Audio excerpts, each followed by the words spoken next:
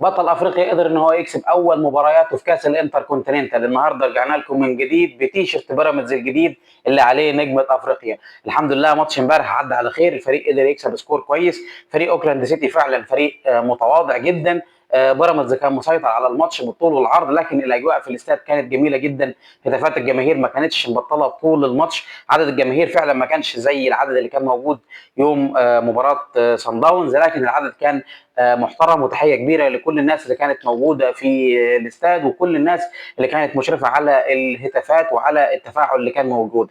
مكتسبات الماتش ده اول حاجه عوده رمضان صبحي واللي ظهر بشكل الى حد ما كويس. الحاجه الثانيه مشاركه مصطفى زيكو واحرازه لهدف، وهدف كان حلو خالص، اتعمل من على الجنب الشمال كده كان بشكل جميل جدا.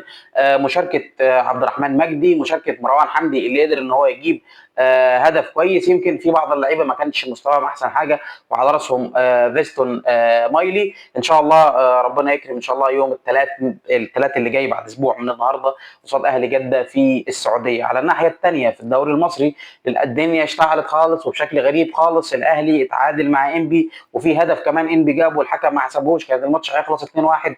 الدنيا اتغيرت والكوره بتتغير والزمالك بيكسب المصري 3-0.